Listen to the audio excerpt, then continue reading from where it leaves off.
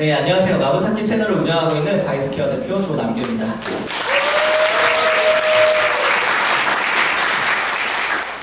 제가 문자로는 조금 어그로를 끌었어요. 네이버는 끝났다. 네, 좀 반은 맞고 반은 틀린 얘기인데 같이 한번 들어보시죠. 격변하는 시대에 마케팅은 어떻게 해야 하는가 시작하도록 하겠습니다.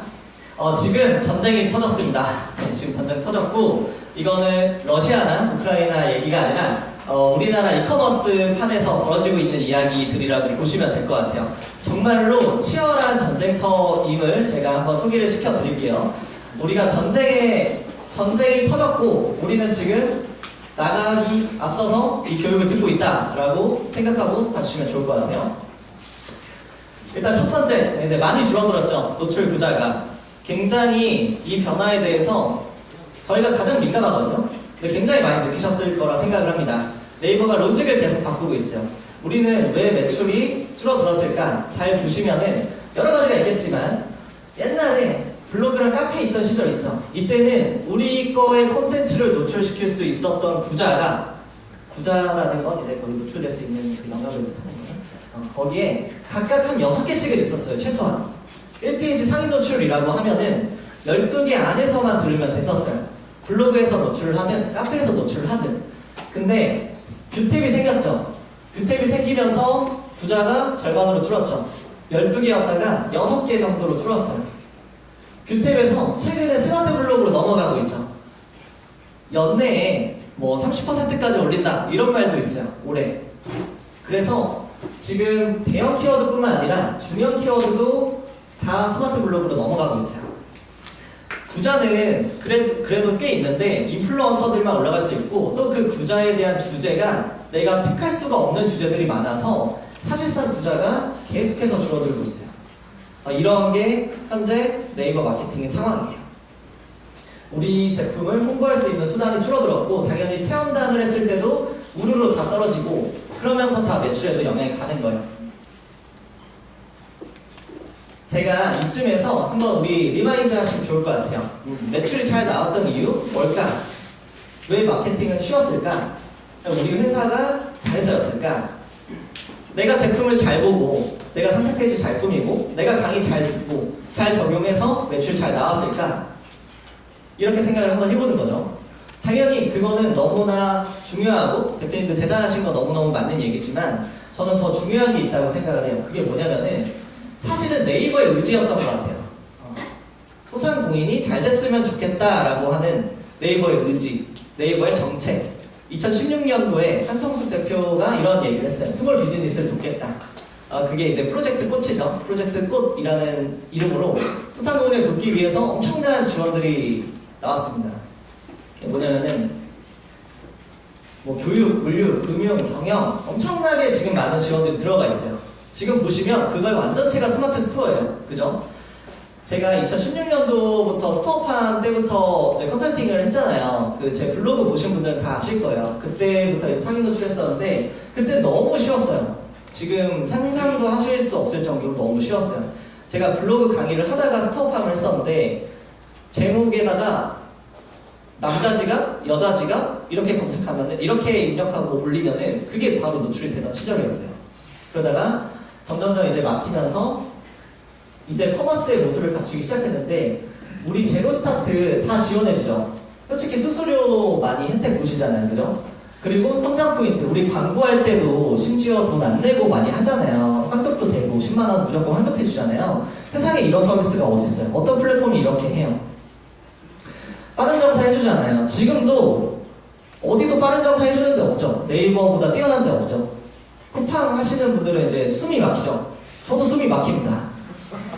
현금이 안 돌아서 잘 팔리는데 숨이 막히는 거야. 네이버가 하고 싶어서 하는 게 아니라 소비자가 원하니까 네이버가 해주는 거죠. 파트너스 케어 계속 교육해주죠. 톡톡 이런 서비스 자체가 힘들어요. 플랫폼에서 나오기가. 어떤 뭐 위메프, 11번가, G마켓 그 어디서 이런 서비스가 있어요. 그리고 네이버페이, 쇼핑 라이브 그리고 사업자 대출까지 요즘에 해줘요. 네이버가. 그죠? 금리는 조금 높아 보이긴 하는데 어쨌든 필요하신 분들이 다 그 안에서 놀 수 있도록 여러 가지 서비스를 해준단 말이에요. 이랬기 때문에 저는 잘 됐을 거라고 생각을 해요. 네이버가 엄청나게 지원을 많이 해주면서 그야말로 지금 대창업 시대를 맞이했다고 저는 생각을 해요. 제 뉴스기사 찾아보니까 2016년부터 2021년까지 5년간 42만 명의 스마트 스토어가 창업을 했대요. 엄청난 숫자죠. 엄청나게 창업을 했고 정말 대창업 시대가 열렸어요. 뭐 부업이든 투잡이든 이런 여러 가지 하시는 분들이 다 뛰어들어서 스마트 스토어를 하고 있어요. 이런 흐름이라면 네이버가 어떻게 변할까? 이런 흐름이라면 다른 플랫폼은 어떻게 변할까? 어떤 서비스가 나올까? 그 서비스는 어떤 정책들을 펼칠까? 이런 것들이 전 예측이 돼요. 네이버를 검색을 해보면은 진짜 엄청나게 놀라요. 3년 만에 400% 이상 초고속으로 성장을 했어요. 오픈마켓 시장 점유율을 검색해보시면 깜짝 놀라요. 2015년만 하더라도 4%였어요. 전체 이커머스에서. 거의 존재감이 없던 그런 플랫폼에서 2018년도에 21%까지 올라왔어요. 원래 1등은 이 이베이 코리아였어요. 이베이. 여기 이베이 건 거 아시죠? 주마켓이랑 옵션 이제 같은 회사 거예요. 그리고 심지어 이거 지금 신세계가 인수했어요. 아시나요? 이베이를 신세계가 인수했어요. 그리고 11번간 원래 이제 어느 정도 잘 하고 있었고 거의 3파전으로 양상이 바뀐 거예요. 3년 만에. 엄청나게 성장이 빨라졌죠. 2020년에 1등을 찍었어요. 결국. 지금 코로나가 빵 터졌으니까 사실은 이거보다 더 올라갔을 거예요. 아마 18%보다 높거나 아니면 최소 이 정도 유지했을 거예요. 코로나가 터졌을 때 네이버도 수혜자니까. 근데 보시면은 쿠팡이 13% 정도 되거든요. 근데 이때 쿠팡이 18년도부터 제가 나온 걸로 알고 있거든요. 쿠팡이라는 그런 존재가 우리한테 부각을 나타내기 시작한 게 그렇게 얼마 안 됐어요. 그 전까지 아예 없다가 네이버랑 쿠팡이 거의 지금 1, 2위를 다투고 있고 이베이코리아는 사실은 대표님들 별로 신경 안 쓰시죠. 그냥 입점하려고 하는 거지 내가 뭔가 잘 되려고 거기 입점하는 거 아니잖아요. 그죠? 이런 흐름을 잘 보셔야 돼요. 제가 생각할 때 우리가 잘 됐던 이유 네이버가 잘 되니까 그게 이제 첫 번째고 네이버가 뭘 잘했을까? 전폭적인 지원을 해주면서 본격적으로 확장을 했기 때문이다 라는 게 제 생각이에요. 대표님들 광고할 수 있게 광고비 지원해주고 노출시켜줄 수 있도록 다 지원해주고 돈만 내면은 뭐든 다 교육도 받을 수 있고 상품도 이제 업로드 할 수 있고 광고도 할 수 있고 이 시스템을 다 만들어놨잖아요. 네이버가. 그 전까지는 어려웠잖아요. 대표님들이 11번가를 못 가고 200%를 잘 못 가고 그런 이유도 접근성에서 네이버가 너무 압도적으로 높기 때문이잖아요. 그죠? 이건 부정할 수 없는 팩트라고 저는 생각을 해요. 그래서 우리가 잘해서가 아니라 네이버가 잘해서였다. 우리가 잘한 거는 어느 정도는 잘했지만 그걸로 부족하다 라는 게 제 생각입니다. 그럼 우리는 이제 여기서 단서를 좀 찾을 수가 있을 것 같아요. 네이버가 어떤 것이 향을 하고 있는지 아마 뭐 검색해보시진 않으셨겠지만 네이버 대표가 바뀝니다. 혹시 알고 계셨나요? 네이버 대표가 바뀌죠. 우리 매출이 떨어지는 이유는 뭐예요? 자, 네이버가 우리를 신경 쓰지 않아서요, 이제. 네이버 탓하는 게 아니라 팩트를 얘기 드리는 거예요. 네이버 대표가 바뀌어요. 그러면 정책이라는 게 바뀌겠죠. 향후 5년간은 이제 네이버의 서비스를 이끌어갈 수장이 뭐라고 했는지를 우리는 봐야 되는 거예요. 어떤 서비스를 키우겠다라고 했는지를 지켜봐야 뭐 방향이라도 뭐 나올 수 있는 거예요. 같이 토론이라도 할 수 있고. 우리는 글로벌로 나간다고 했어요. 그럼 저희 말한 건가요? 그건 아니지만 이제 네이버는 이렇게 얘기를 한 거예요. SME라고 하죠. 중소상공인을 SME라고 해요. 그 모델, 우리가 한국에서 키웠던 이 모델을 우리는 글로벌로 찍어내겠다. 이렇게 인터뷰를 하셨어요. 그러니까 우리는 한국에서 이미 충분히 성공을 했고 여기서 얻은 어떤 데이터적인 경험을 가지고 다른 나라에도 이식을 시켜서 더 크게 가져가겠다. 이런 얘기를 한 거예요. 네이버는 이제 국내 시장 점유율에 집착을 하지 않겠다. 이렇게 표현을 했어요. 이게 무슨 뜻이에요? 우리가 이제 좀 눈여겨봐야 되는 건 이 문구죠. 편법을 눈 감아줄 이유가 없다. 왜냐면 공격적으로 우리 시장 점유율을 올리기 위해서 여러 가지 용인들을 다 해줬어요. 제가 유튜브에서 영상 찍으면은 가끔 이제 어떤 분들이 이제 이렇게 댓글을 다시 좀 삐딱선 하시는 분들. 네이버는 가구면 절대 안 짜요. 네이버 알면서 그냥 냅두는 거예요. 그래서 저도 그거 어느 정도 이제 동의를 하는데 잡아야 할 때가 왔다. 그런 때가 있다라고 제가 말씀드리고 싶은 거예요. 그때가 언제냐? 지금이에요. 지금. 네이버가 왜 이런 이야기를 했는지를 제가 설명을 잠깐 좀 드릴게요. 이 검색 조작 의혹이라고 혹시 아시나요?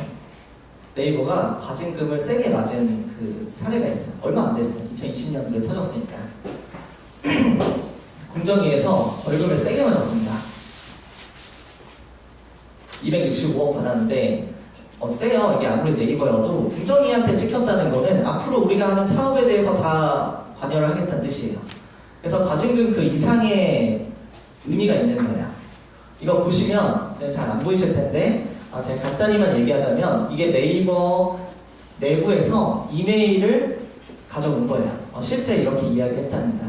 이게 뭐냐면 쇼핑 검색에서 다양성 함수 로직을 조금 변경하려고 한대요.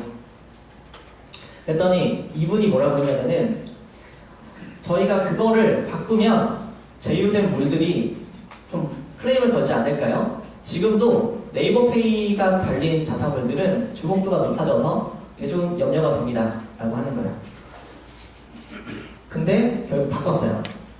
그래서 네이버에 있는 제품들이 상단으로 뜬 거예요. 네이버 페이를 단 제품, 스마트 스토어 당연히 네이버 페이가 연동되어 있기 때문에 자동으로 가점을 받았어요. 그래서 대표님들 제품이 업로드만 해도 위에 이제 뜰 수 있었던 거예요. 저사몰 운영하던 분들은 네이버 페이를 달지 않으면 사실상 노출이 거의 어려워요. 그렇죠? 그래서 공정위에서 벌금을 맞은 거예요. 네이버는 소비자를 위한 거라고 이야기를 했고 공정위는 검색 알고리즘 조작이다라고 했어요. 뭐가 맞는지는 저도 잘 모르겠어요. 근데 제 입장은 네이버도 이해가 가요. 카페24 후기 다 조작할 수 있잖아요. 근데 네이버 페이 생겨나면서 사람들이 네이버 페이를 믿기 시작했고 그래서 조작이 어려워요. 할 거면 가구매해야 돼요. 진짜로 구매를 시켜야 되는 그런 쪽으로 많이 발전했어요. 그러니까 네이버도 다 이렇게 반박을 하는 거예요. 공정위랑 지금 3년 넘게 소송전 하고 있어요. 아직도 결론이 안 났어요. 2020년에 그거를 지금 치고받고 싸웠는데 아직도 결론이 안 나왔어요. 계속 항소하고. 그런 게 지금 우리 시장이에요. 네이버가. 중요한 건 뭐다? 네이버가 자꾸 우리나라가 이 플랫폼 규제 사업이 너무 넘쳐나고 이러니까 한국에서 사업 못하겠네? 이렇게 마음을 먹고 대표가 바뀌면서 정책들이 다 바뀐 거예요.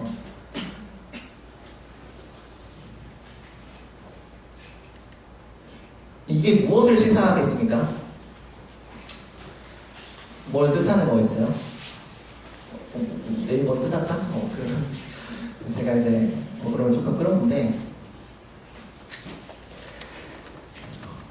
자, 제가 여기서 이제 여러 가지 파생해서 말씀을 드리겠지만 일단 두 가지예요. 첫 번째, 네이버가 유료 광고 상품이 더 늘어날 것이다. 왜냐?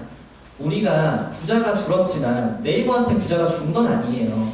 우리가 무료로 홍보할 수 있는 부자가 줄었던 거지. 네이버는 지금 무슨 생각하고 있겠어요? 다 광고로 이제 위에 올릴 생각을 하고 있어요. 네이버가 그게 옳다고 생각을 하는 거예요. 그게 옳다고. 너네가 뭐 대행을 맡겨서 바이럴? 아니야, 그럼 잘못됐어. 그냥 나한테 돈 내고 해. 내가 네이버잖아. 이게 네이버의 입장인 거예요. 그래서 우리 플레이스에도 광고가 생겼죠. 그리고 브랜드 콘텐츠 이런 거 생겼죠. 브랜드 우대하려는 이유는 뭐예요? 브랜드가 가장 먼저 이런 걸 하니까. 네이버가 이런 제품이, 이런 상품이 있어요. 이런 광고 상품을 이용해보세요. 이렇게 영업을 했을 때 브랜드가 제일 먼저 하니까. 그게 네이버는 옳은 생태계라고 자꾸 생각을 하는 거예요. 그래서 무리하게 어떤 가구매라든지 뭐 이런 것들을 뭐 텍스트, 이제 썸네일의 텍스트도 이제 못 쓰게 하고 이런 것들은 다 보수적으로 이제 가는 거야. 옛날에는 용인을 했었단 말이에요. 지금 쿠팡이 용인을 해주고 있잖아요. 쿠팡이 이거 못 잡아서 못 잡는 게 아니에요. 그냥 시장 점유율 늘려야 되고 매출액도 좀 뻥튀기 어느 정도 해야 되고 또 어차피 우리는 PB 상품 찍을 거니까 어차피 노출도 우리끼리 만들고 있으니까 상관없어. 이렇게 그냥 냅두는 거예요. 그러니까 정책이 다른 거예요. 두 번째, 네이버 쇼핑이 점점 더 치열해진다. 자, 생각해보세요. 브랜드 제품을 우대를 해줘요. 네이버는 예를 들어 우리처럼 도매매에서 제품을 떼다가 물려요. 이런 업체가 잘 되길 바랄까요? 전 그렇진 않다고 봐요. 오히려 네이버는 더 제조사로 가고 더 수입사로 갈 것 같아요.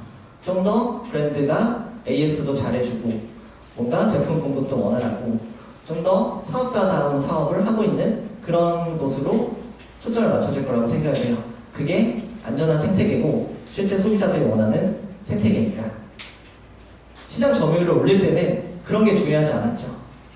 지금은 이런 게 너무 중요해지고 공정위한테 걸리면 안 되는 거, 그리고 합법적으로 돈을 벌 수 있는 수단들, 그게 이제 유료 광고. 그래서 네이버 쇼핑은 단순히 떼다가 파는 사람들이 올리기에는 너무나 좀 험난한 그런 시장이 돼가고 있다라는 게 제 생각입니다. 조금 극단적으로 제 생각을 얘기하자면은 네이버 시장 점유율은 낮아질 거라고 생각을 해요. 네이버는 끝났다, 이건 아니고요. 네이버는 이미 충분히 했다. 네이버보다는 더 공격적으로 하고 있는 플랫폼들이 있을 텐데 거기에 기회가 있다라고 저는 말씀을 드리고 싶은 거예요. 그래서 시장 점유율이 낮아진다는 거는 물론 17%, 16% 이런 것도 엄청 높은 거예요. 2020년에 18%를 찍었지만 올해 만약에 17%를 찍었어요. 그러면 뭐 1%밖에 안 내려간 거지만 제가 봤을 때 이건 정책에 문제가 있어요.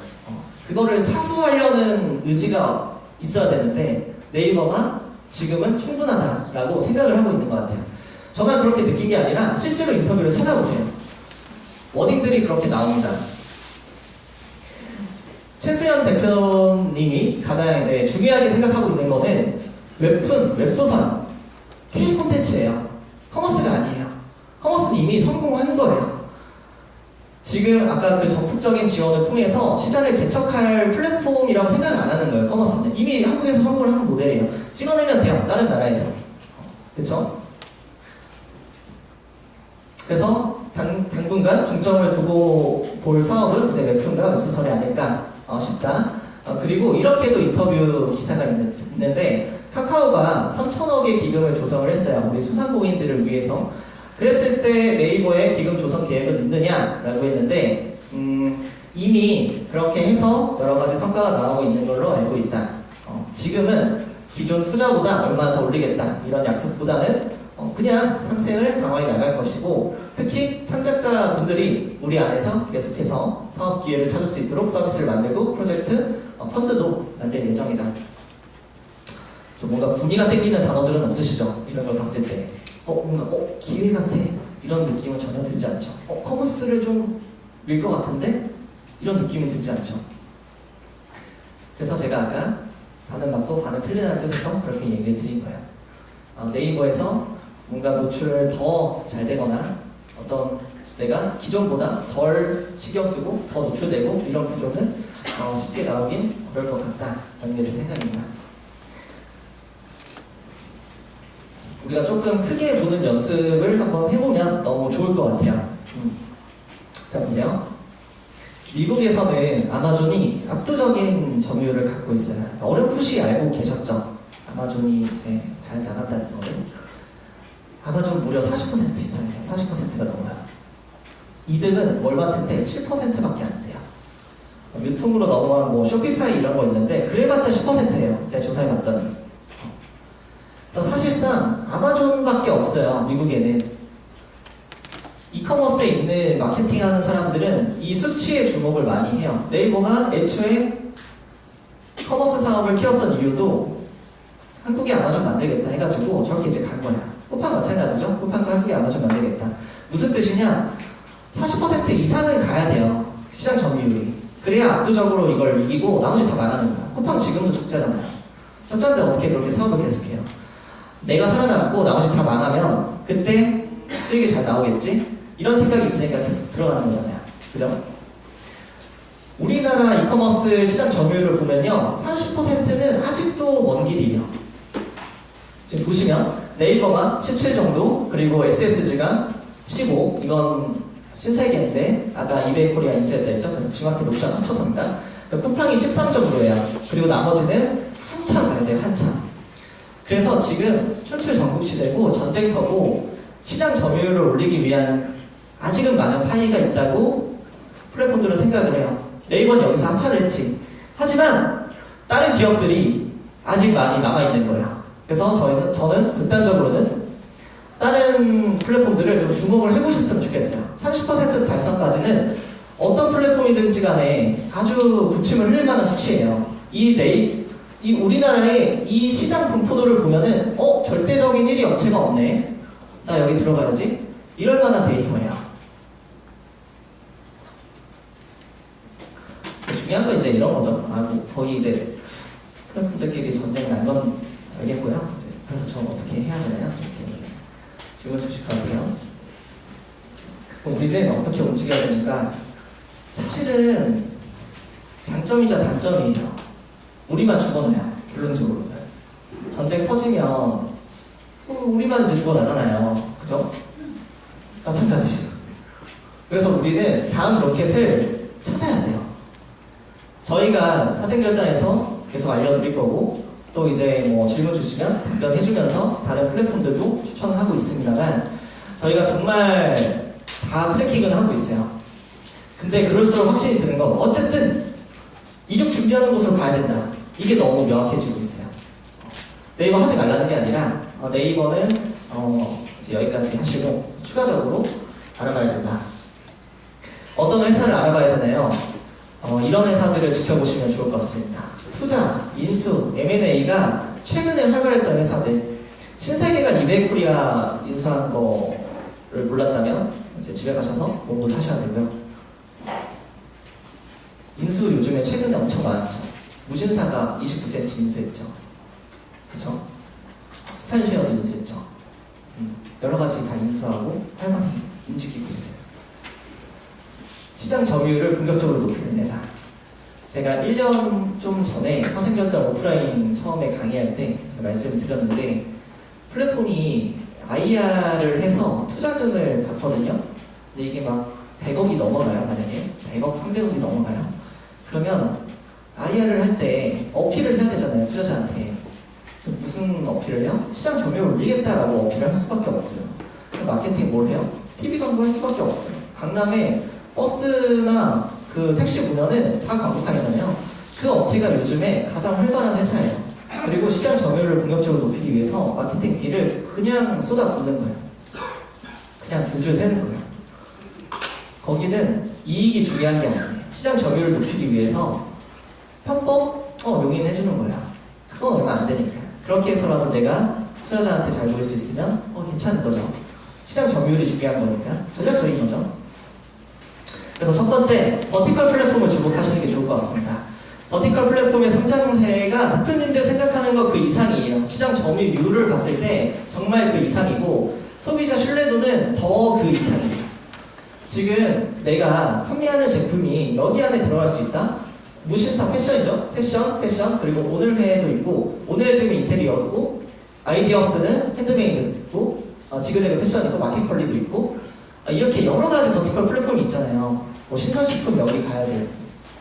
여기도 이제 조금 그런 것들 가시면 될 것 같고요. 투자가 엄청나게 많이 받고 있어요. 돈이 몰리고 있어요. 이 플랫폼에서 뭘 하겠어요? 광고하겠죠. 우리 오세요 이렇게. 우리 플랫폼 오면은 잘해드릴게요. 이렇게 할 수밖에 없어요. 마켓컬리는 근데 이제 조금 너무 이제 상장 앞두고 있어가지고 사실 너무 많이 컸고, 근데 다른 플랫폼들이 지금 엄청납니다. 지금 버티컬 플랫폼이 하나의 어떤 트렌드 그 이상인 것 같아요. 제가 볼 때는 소비자가 선호하는 어떤 패턴이 완전히 바뀐 것 같아요. 이젠 저도 종합몰에서 뭔가 사기에는 신뢰도가 조금 떨어져요. 오히려 이런 버티컬 플랫폼에서 더 뭔가 나한테 맞는 제품을 추천해 줄 수 있을 것 같고, 더 리뷰도 깔끔한, 좀 깨끗한 리뷰들이 많이 있을 것 같고, 그런 생각이 들어요. 그래서 종합 이커머스 플랫폼도 버티컬을 만들고 있어요. 요즘에 이게 트렌드예요. 네이버에 장보기가 나왔어요. 이거 신선식품 때문에 나온 거예요. 신선식품 선호하는 사람들이 많아서 따로 떼가지고 이것만 지금 집중적으로 투자를 하고 있어요. 뭐 네이버 미스터 남성 패션들을 위해서 나온 거예요. 네이버 럭셔리 이것도 뷰티를 위해서 나온 거예요. 네이버가 이럴 이유가 없는데 윈도우로 쪼개졌더니 사람들이 윈도우에 반응을 많이 하는 거예요. 이게 요즘 사람들이 원하는 거구나. 버티컬 플랫폼도 올라가고 윈도도 같이 올라가거든요. 그래서 이런 식으로 잘게 쪼개져가지고 집중적으로 투자를 하고 있는 거, 공략을 하고 있는 거예요. 이런 플랫폼들이 계속 생겨날 거예요. 우리가 이미 알고 있는 제품들은 다 여기 있죠. 들어가셔야 돼요. 오늘의 집 뭐 하는지 알아. 근데 우리 제품도 저기 들어가야 돼. 무조건 들어가야 돼. 수단과 방법을 가리지 말고 지금 들어가야 돼요. 들어갔던 대표님들을 찾던지 브로커들을 찾던지 무슨 수단과 방법을 가리지 않고 다 무조건 들어가야 돼요. 그 안에서 커뮤니티가 형성이 될 거고 지금의 네이버처럼 뭐 톡톡이나 제로스타트나 이런 서비스들이 생겨날 거고 그런 것들을 잘 활용하고 잘 적용하는 게 대표님들 제품을 잘 노출시켜주는 비결이에요. 우리 가금에 네이버에서 하잖아요. 그럼 여기서도 이제 해야 되는 거예요. 여기서도 우리 거 제품 들어갔지만 우리 거를 위해서 우리가 해야 되는 거예요. 똑같이 우리도 이제 적응을 하는 거예요. 이런 플랫폼에 들어가서 지금 이런 모양새 나는 거고 결론적으로 첫 번째 거 결론적으로는 그들은 시장 점유율을 높이기 위해서 어떤 시도를 계속 할 거예요. 약간 지금 제가 말씀드리는 내용이 반발자국 앞서가 있어요. 근데 실제로 오늘의 집을 제가 들어가라고 1년 전부터 그 사생교육단 대표님들께는 얘기를 드렸는데 실제로 엄청나게 생각을 많이 했죠. 그 당시에는 그 유나 TV 광고 한다고 딱 그럴 때였거든요. 실제로 엄청나게 성장을 했고 그때 잘 들어가서 커뮤니티 형성하셨던 분들은 너무너무 잘 되고 있어요. 그래서 이곳에 기회가 있다. 당연히 이런 오픈마켓들도 이런 버티컬 플랫폼을 견제하기 위해서 여러 가지 서비스가 나올 거예요. 당연히 그것도 다 알아보고 이용을 하셔야 돼요. 롯데온도 다 수수료 무료 정책하고 이랬었잖아요. 근데 제가 사실 그 롯데온에서 이제 강의를 했었거든요. 온라인 강의 이제 촬영한 강사인데 그런 기억이 아니에요. 근데 제가 이제 그 담당자분도 그게 답답해서 이제 롯데온에 불만이 있으셨던 차였는데 소비자를 위해서 뭔가를 하네? 정말 발등에 불이 떨어졌나 보다 그 생각을 제가 했었어요. 시장 점유율이 롯데가 엉망이거든요. 롯데온까지 출범을 했는데 그러면 어떻게 되겠어요? 더 파격적으로 서비스가 나오겠죠. 다 무료, 광고도 다 공짜, 노출 우리 돈 태워서 노출시켜주고 그런 서비스들이 계속 나오는 거예요. 그 두 번째, 카카오도 주목하시면 좋을 것 같습니다. 카카오는 아직은 어떤 게 나올지는 잘 나오진 않았어요. 근데 카카오에서 소상공인을 위해서 3천억을 지원하겠다라고 뉴스 기사만 나온 상태예요. 그리고 잘 봤는데 사실은 그 웹툰 이런 콘텐츠 이쪽 작가분들한테 더 좋은 것들이 많이 나오고 있는 것 같아요. 제가 주목하고 있는 건 이거예요. 최근 뉴스 기사를 보시면 카카오가 커머스 위원회를 신설했다고 합니다. 이런 걸 봐야 되는 거예요, 우리는. 뉴스 기사를 볼 때. 커머스가 들어간 것들을 봐야 돼요. 이 수장이 커머스에 대해서 어떻게 생각하고 있는지를 보면 될 것 같아요. 카카오에 여기 쇼핑 탭 생긴 거 보셨죠? 근데 대표님들 여기서 쇼핑하세요? 잘 안 하죠? 근데 저는 이게 뭐 제 예측이긴 합니다만 한 2년, 1, 2년 안에 그 저희 만약에 한 40대 이상 분들은 전부 다 카카오 많이 쓰실 것 같아요. 저는 그런 미래가 올 거라고 생각해요. 그래서 오히려 연령대 높은 분들을 타겟팅하고 있으신 분들은 카카오에서 더 많이 살 것이다. 왜냐면 접근성이 네이버랑 카카오랑 그 차이가 아니라 차원이 달라요. 차원이. 카카오가 마음만 먹으면 다 끌고 올 수 있어요. 카카오톡 다 하시니까. 근데 네이버는 조금 어렵긴 하거든요. 그래서 저는 그렇게 생각을 합니다. 그래서 카카오를 잘 보면 아주 이게 퍼즐이 좀 잘 맞춰져요. 카카오 신설위원회, 카카오 커머스 신설위원회, 카카오 커머스위원회를 신설했군요. 네, 할게요. 카카오에 여러 가지 플랫폼들이 다 따로따로 있었어요. 독립분사해서 다 있었단 말이에요. 카카오 스타일 있고, 선물하기 있고, 메이커스 따로 있죠. 그리고 카카오 쇼핑 있는 거 아세요? 카카오 스타일도 있는 거 아세요? 잘 모르시죠? 아세요? 이거 지그재그 인수한 거 아세요? 지그재그? 아셨어요? 그 1조 정도 가치가 있어서 지그재그를 정확히 얘기하면 인수하기엔 너무 금액이 커서 따로 만들어서 합병한다 뭐 이런 얘기가 있어요. 어쨌든 지그재그 거예요. 지그재그 카카오 거예요. 그립 컴퍼니 아세요? 그립 그 공동구매하는 플랫폼 그립 그거 카카오가 인수한 거 아세요? 그립 엄청 그때 잘 모르셨을 수도 있어요. 아마 네이버나 이런 거 다 빼고 가장 열심히 쇼핑 라이브 같은 거를 만들었던 데가 그리디예요. 인플루언서가 이제 홍보하고 이러거든요. 근데 거기를 1,800억 주고 카카오가 인수했어요. 그러니까 이런 걸 알아야 우리가 이런 서비스가 나오고 여기가 지금 기회의 땅이구나. 그럼 여기서 이제 카카오에서 커머스가 나오고 여기서 시장 점유율을 올려서 네이버랑 경쟁을 할 건데 그러면 뭔가 여기서 새로운 기회들이 나오겠죠. 더 뭔가 우리들을 위해서 판매자 친화 정책들을 할 거 아니에요. 수수료 무료라든지 노출 올려준다든지 여러 가지. 그래서 이런 것들을 주목하시는 게 좋을 것 같습니다. 저는 개인적으로 카카오가 커머스에서 조금 주목받을 수밖에 없다고 생각을 해요. 지금 대표님들 패턴을 보시면 돼요. 소비 패턴. 제가 소비자분들을 이렇게 딱 볼 때 구매는 네이버에서 해요. 근데 안내받는 거는 카카오톡을 압도적으로 편리하게 생각을 해요. 제가 이것 때문에 아까 40대 이상은 여기를 할 거다. 너무 힘들어요. 그분들한테 안내해야 되는데 네이버 판매자들이 안내를 하기가 너무 힘들어요. 막혀있어요, 사실상. 카카오톡 안내를 네이버에서 금지를 하잖아요, 원칙적으로는. 개인정보니까. 근데 카카오는 어떻게 하겠어요? 개인정보가 아닌 걸로 뭔가 서비스가 나오겠죠. 그런 걸 안내할 수 있게 해주는 그런 서비스가.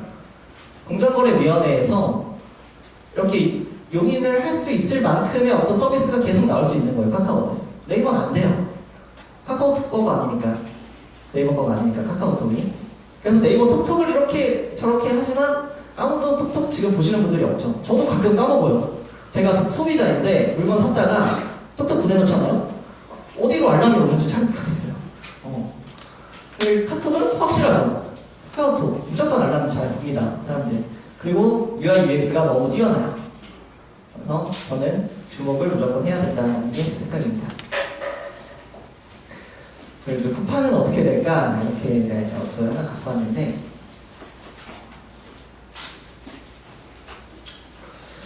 쿠팡은 일단 하시면 될 것 같아요. 근데 일단 해야죠. 저희 돈 벌려면 해야죠. 제가 이제 근데 유튜브에서 큰 것처럼 참 이제 하긴 해야 되는데 참 중속돼서는 안 돼요. 무슨 말씀인지 알겠죠?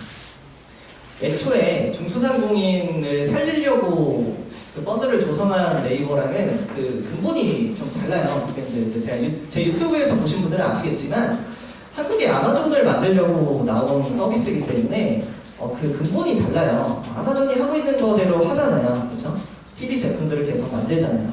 당연히 쿠팡에서 우리가 가구매를 하든 광고를 쓰든 뭐든 간에 효율이 점점 떨어질 거 아니에요, 갈수록. 왜냐면 그 제품들 다 PB로 나와서 상위에 노출될 거니까.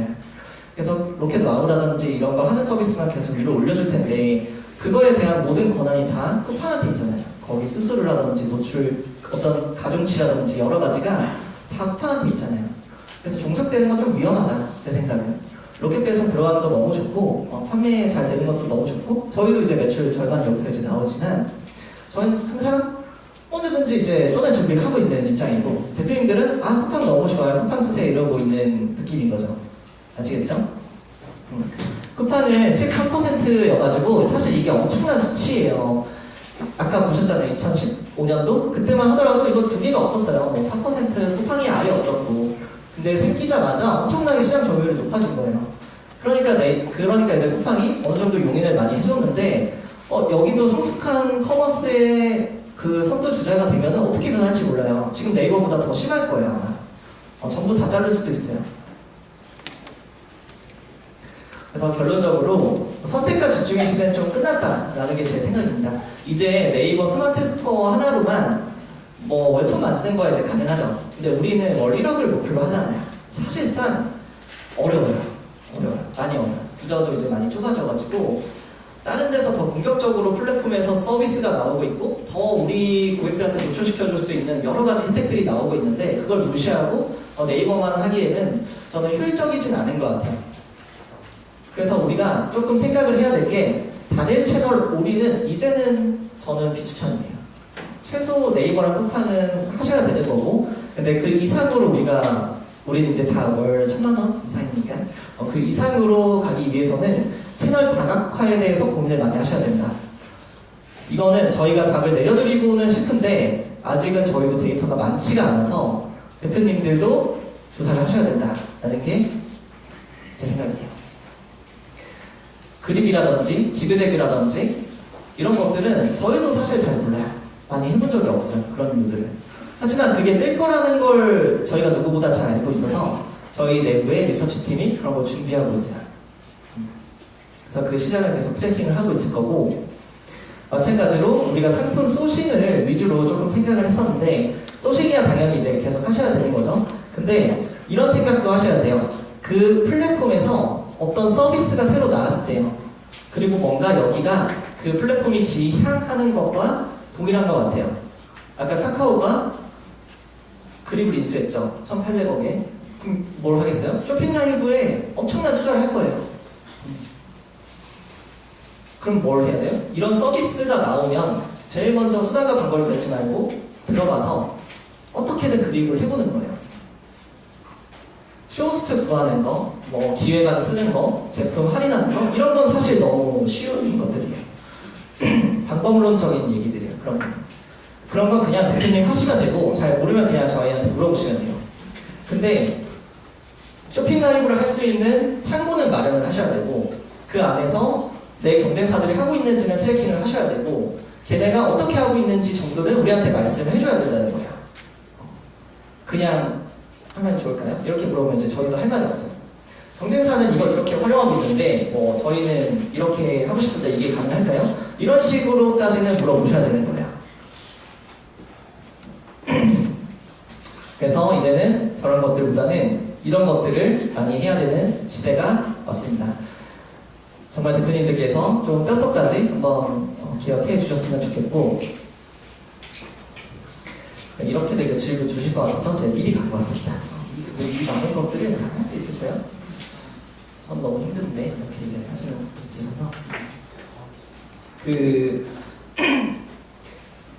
사실 마케팅이라는 거는 계속 변하잖아요. 그죠? 우리가 작년에 했던 게 올해도 먹힐 거라는 생각은 조금 나이브할 수 있을 것 같아요. 워낙 이제 빨리 변하고 있고, 또 플랫폼들은 우리 상상 이상으로 계속 신인 서비스들이 나오고 있어요. 우리가 모를 뿐이에요. 계속 나오고 있고, 계속 그걸 홍보하고 있어요. 판매자를 계속 모집하고 있었어요, 사실은. 카카오 쇼핑이든, 카카오 그립 인수해서 하는 거든 계속 이렇게 신호를 보내고 있었어요. 저는 관심이 일단 제일 중요한 것 같아요. 관심. 제가 방금 전에 설명한 거는 모든 플랫폼을 다 설명해서 대표님들이 많이 어렵다라고 생각을 하실 수 있을 것 같아요.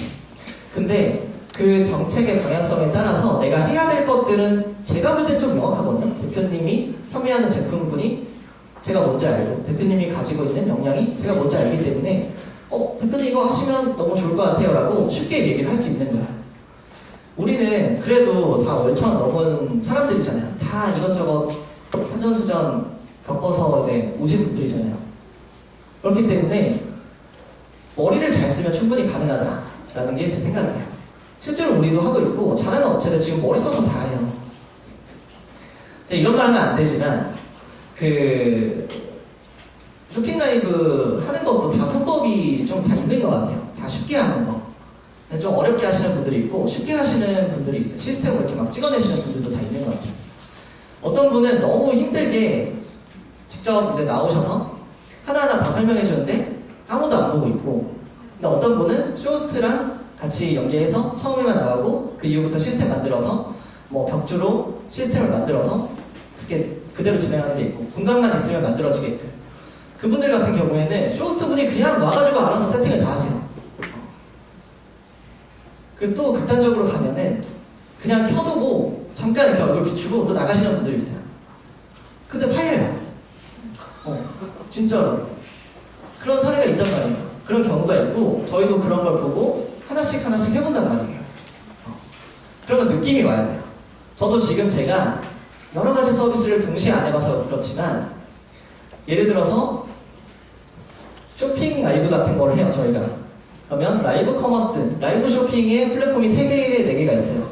그러면 어떻게 하면 조금만 바꿔서 그립하고, 조금만 바꿔서 카카오하고, 조금만 바꿔서 네이버 할 수 있을까? 그런 것들을 고민을 해요. 그러다가 집중적으로 나한테 맞는 플랫폼한테 이제 올인을 하게 돼요. 그래서 하나하나 한 달 한 달 한다기보다는 일단은 한 번씩은 다 해보셨으면 좋겠어요. 네이버에 쇼핑 라이브라는 게 있더라. 이걸 한번 해봤으면 좋겠다는 거예요. 제가 오늘 분명히 이런 플랫폼들 뜬다라고 얘기를 했고 앞으로 서비스 나오면은 다 활용해 보셔야 된다라고 했는데 이거를 이제 안 하신다면 점점 어려울 수밖에 없다고 제가 한 번 더 말씀을 좀 드리고 싶어요. 거기에 기회가 있습니다. 그래서 변하지 않는 사실 이제 좀 정리해 드릴게요. 첫 번째, 시장의 변화는 점점 더 빨라진다.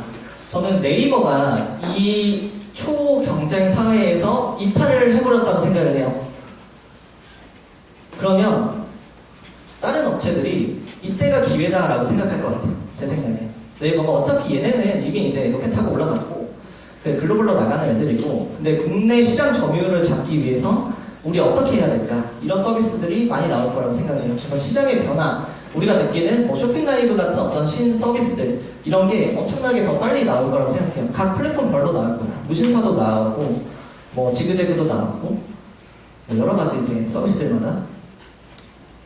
그리고 네이버, 쿠팡, 버티컬 플랫폼은 필수예요. 이건 시장 점유율 따라가면 이럴 수밖에 없어요. 제가 이렇게 얘기를 드릴 수밖에 없어요. 네이버 하면 너무 좋죠. 근데 시장 점유율 보셨잖아요. 압도적인 1등이 아니에요. 아마존 41% 아마존만 하시면 됩니다. 이러면 되지만 네이버 17%밖에 안 돼요. 그렇게 그걸 다 했는데 17, 18%. 그 밑에 뭐예요? SSG 이거 15% 이러고 있는데 제가 그거를 하지 말라고 해야 될까요? 쿠팡 13% 하지 말라고 해야 될까요? 해야 돼요. 시장 점유율이 다 놓친 개찐이에요. 그러니까 우리가 이제 죽어나지만 사실은 그 서비스들이 다 자기네들 이익을 다 불태우면서 새로운 서비스들이 나오고 있다라는 거예요. 그리고 세 번째, 브랜드를 지향하는 곳이 생존한다. 이거는 시대의 흐름이에요. 어쩔 수 없어요. 네이버가 처음에 용인은 해줬죠. 그냥 때다가 이제 팔아도 잘 될 수 있게끔 뭔가 했죠. 왜냐면 시장이 열려야 되니까. 시장 점유율을 늘려야 되니까. 최대한 규제보다는 완화를 시켜주는 거예요. 일단 다 해봐라.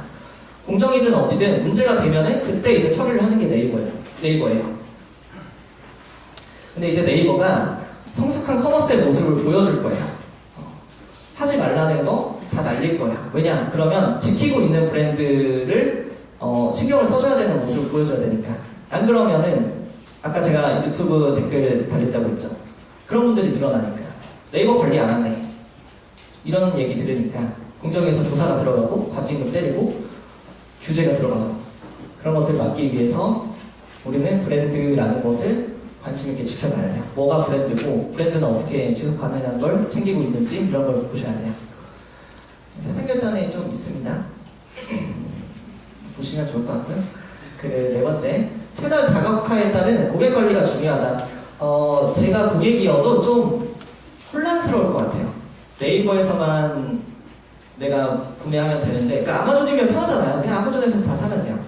근데 새로운 서비스들이 계속 나오면서 뭐 쇼핑 라이브도 이제 난 가야 되고, 카카오에서도 쇼핑 라이브 하고 있고, 뭐 개미인, 쿠팡 이런 데도 다 쇼핑 라이브 하고 있네. 나 어디서 사야 되지? 이렇게 많이 좀 고민할 것 같아요, 고객들이. 당연히 고객들은 더 좋은데 그냥 가겠지만 우리가 판매자 입장에서 생각해야 될 거는 고객들이 혼란스러워 할 것이다. 이런 어떤 시대의 흐름상에서. 그래서 지금도 그렇죠. 네이버에서 구매하지만 안내 메시지 제대로 안 가니까 혼란스러워하죠. 그래서 카톡으로 보내시는 분들 있잖아요. 다 그거 그냥 다른 서비스 쓰셔가지고 네이버 톡톡 이런 거 이용 안 하고 문자도 이용 안 하시고 고객들이 혼란스러워요. 이게 정형화된 게 없어요. 고객 관리가 중요해요. 그 진짜 잘하시는 분들은 그 톡톡이든 뭐 카카오든 항상 다 열려 있거든요. 그냥 연락만 주세요. 제가 알아서 처리해 드립니다. 이런 식으로 가요. 그거는 잘 보세요. 대표님들이 편하려고 하는 시스템인지 고객을 위한 시스템인지는 잘 봐야 돼요. 시스템이라는 걸 잘 보실 때 고객의 구매 여정을 보셨으면 좋겠어요. 구매를 했잖아요. 그 다음에 내가 연락을 하고 싶어요. 근데 어떤 사람은 카카오가 먼저일 수도 있고 어떤 사람은 톡톡이 먼저일 수도 있잖아요. 그런 걸 짜는 게 시스템인 거지. 나 일 덜 해야지? 이러면서 카톡 없애, 뭐 없애. 이렇게 가는 게 시스템이 아닌 거예요. 이해되셨죠? 제가 말하는 시스템은 구매 전 어디에 노출되는지, 구매할 때 사용 설명서나 뭐 상세 페이지 등 이런 거 설명이 잘 되어 있는지 잘 사용할 수 있게, 구매 후에 뭐 AS 어떻게 됐는지, 아니면 내가 불편사항 있으면 어떻게 얘기하면 되는지 이런 것들 잘 안내해주고, 이 과정들을 잘 설계를 하는 게 시스템이에요. 됐죠? 이제 결론입니다. 마지막 페이지고요. 이게 뭔지 아시나요? 유명한 짤방입니다.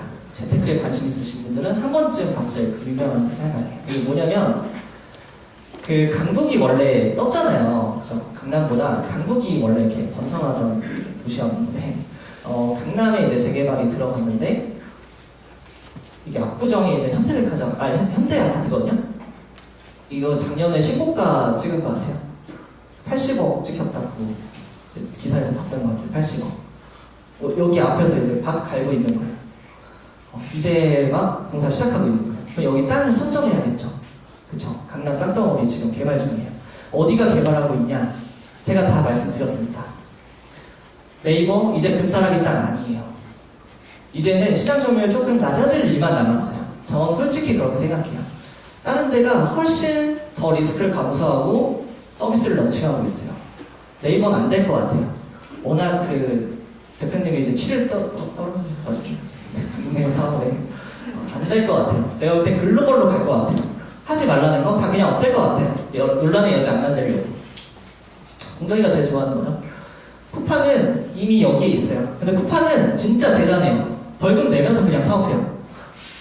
근데 어차피 우리나라 기업 아니거든요. 쿠팡은. 그래서 그냥 해요.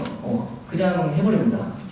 그래서 저도 좀 긴가민가 하는데 결국에 종속되면 안 된다.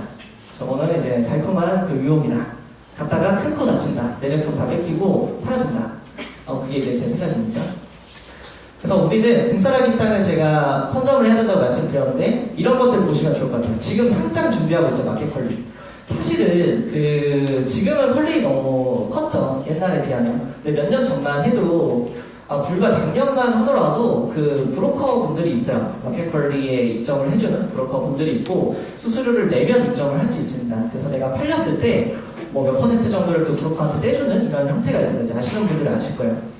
그리고 수수료가 높아서 이제 잘 못 들어가셨겠지만 어떤 식으로든 저기에 이제 들어가는 게 좋은 선택인 거예요. 마진이 안 남더라도. 그거는 많이 팔리면은 그 다음에 마진 나올 수 있는 어떤 정책이나 서비스 우리가 만들면 돼요. 그런 건 쉬워요. 뭐 2 플러스 1이 됐든 뭐가 됐든 그런 건 생각하기 나름이에요. 그런 건 너무 쉬워요. 근데 입점이 불가능하다? 이런 게 어려운 거예요. 너무 사람들이 줄 서 있어서 입점 자체가 어려워요. 이건 저도 어떻게 도와줄 방법이 없어요. 그래서 아직 늦지 않았으니까 이런 플랫폼들을 눈여겨보시고 특히 이제 카카오가 조금 커머스 쪽에서 일을 갈고 있기 때문에 우리가 조금 눈여겨봐야 되지 않을까. 컬리, 무신사, 오레지, G마켓, 롯데온. G마켓이나 롯데온도 마찬가지죠. 혹시나 해서 한 번 더 당부드리자면 옛날 서비스 아니에요. 새로 인수하면 새로 태어나는 거예요. 브랜드가. 지금 신세계가 일을 갈고 있어요. 이베이 코리아. 아세요? 신세계가 여러 가지 일을 갈았는데 그 중에 하나가 커머스예요. 이 G마켓 옵션을 엄청나게 이제 올리겠다 이랬어요. 롯데온 마찬가지예요. 그 롯데 그 수장들이 이제 조인트 맞아가지고 지금 미쳤어요. 시장 점유율을 높이기 위해서 여러 가지 서비스가 다 나오고 있어. 다 무료로 뭐도 하고 말도 안 되게 지금 서비스 하고 있어요. 심지어 새벽 배송 이런 거 하려다가 실패했는데 본인들은 이제 물건을 주문하면 주변에 세븐일레븐 같은 데 있잖아요. 롯데가 갖고 있는 오프라인 인프라가 있어요. 그런 데서 물건 받아갈 수 있게끔 이쪽으로 선회를 했어요. 그러니까 이런 걸 알아야 돼요. 그러면 우리 제품도 뭔가 거기서 어울리는 제품이 아닐까? 이렇게 이제 생각을 해봐야 되는 거예요. 자, 여기까지 제가 준비한 강의입니다. 오늘 제가 전달드린 내용을 바탕으로 여러분들 사업 더더더 잘 되었으면 좋겠습니다. 여기서 그러면 강의 마치도록 하겠습니다. 감사합니다.